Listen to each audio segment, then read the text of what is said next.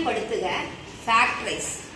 இப்போ நான் எப்படி எடுத்திருக்கிறேன்னா மாறிலி பிளஸ் குறியில இருக்கு, எக்ஸினுடைய கெழுவும் பிளஸ் குறியில இருக்கு, அதை மட்டும்தான் எடுத்திருக்கிறேன். ரைட்டா? கான்ஸ்டன்ட் டேர்மும் பிளஸ்ல இருக்குது, கோஎஃபிஷியன்ட் ஆஃப் எக்ஸும் பிளஸ்ல இருக்கு. நல்லா கவனிடாக்கணுங்களா. இப்போ ஒரு 2 எண்ணெய் எடுக்கிறேன்னு வச்சுக்கோ, 2 எண்ணெய் எடுத்துருக்கு. அந்த 2 எண்ணெயும் நீ பெருக்குனா என்ன கிடைக்கணும்னா மாறிலி கிடைக்கணும். என்ன கிடைக்கணும்? மாறிலி கிடைக்கும். கான்ஸ்டன்ட் டேர்ம் கிடைக்கும். ரைட்டா? அதே 2 எண்ணெய் தான் நீ இங்க 2 எண்ணெய் எடுக்கிறீல, அதே 2 எண்ணெய் கூட்டுனா என்ன கிடைக்கணும்னா x இன் கெழு கிடைக்கும். என்னடா சொன்ன கிடைக்கணும்? x இன் கெழு, அதாவது கோஎஃபிஷியன்ட் ஆஃப் x கிடைக்கும். புரியுதா? இப்ப நல்ல கவனி. நான் என்ன சொன்னேன்? பெருக்குனா என்ன கிடைக்கணும்? 6 கிடைக்கும். பெருக்குனா என்ன கிடைக்கணும்? 6 கிடைக்கும்.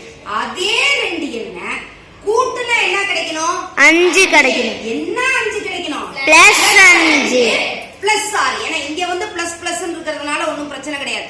இன்னும் 3 பேட்டர்ன் நம்ம பார்க்க போறோம். அதனால இங்க குறியோடய சொல்லி பழகிட்டீங்கன்னா பின்னாடி அந்த ப்ராப்ளம் வராது. இப்போ இது வரணும். மல்டிப்ளை பண்ணா யூ ஹேவ் டு கெட் +6. அதே மாதிரி அதே 2 நம்பரை என்ன பண்ணணும் நீ? when you are adding these 2 numbers you have to get +5. இதுதான். இப்போ நல்லா கவனிடாக்கணும். இதுக்கு என்ன கான்செப்ட் எடுக்கணும்னா 6 எந்த 2 எண்களை பெருக்குனா 6 கிடைக்கும் அப்படின்றது முதல்ல தெரியும். என்னது?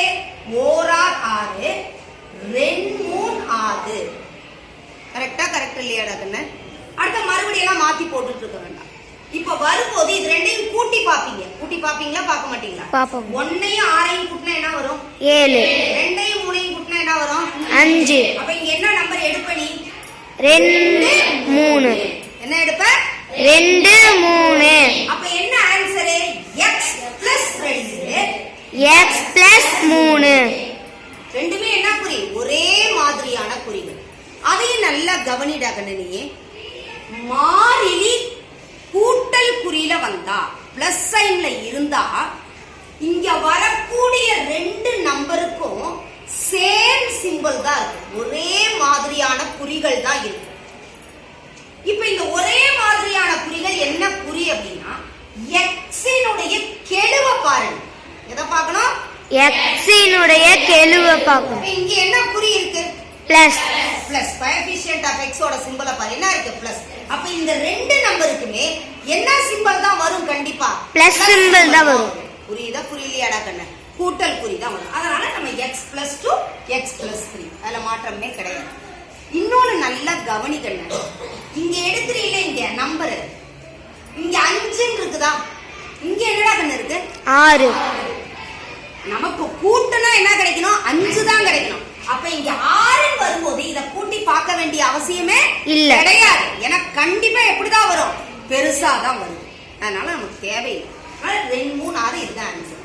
அடுத்ததுக்கு போலாம். அதே மாதிரி நல்லா கவனி. நமக்கு என்ன கிடைக்கணும்? பெருக்குனா 15 கிடைக்கணும். பெருக்குனா என்ன கிடைக்கணும்? 15 கிடைக்கும். கூட்டுனா என்ன கிடைக்கணும்? +8 + 15. சிம்பிளோடய போட்டுக்கோ. இப்ப நல்லா கவனி. நான் இப்பதான் சொன்னேன். நீங்க என்ன எடுத்தீங்க? ஓர் 6ன்னு எடுத்தீங்களா? இங்க ஓர் 15 எடுக்கணுமா இல்ல தேவையில்லையா? ஏமா தேவையில்லை? இங்க என்ன நம்பர் இருக்கு? 8. ஆனா 15ன்றது 8 விட எப்படி இருக்குது? பெருசா இருக்கு. அதனால நமக்கு இது தேவையே இல்லை. அடுத்தது கவனி. 2 எடுத்து பார்க்கலாமா? வராது. 2 வருமா 15க்கு?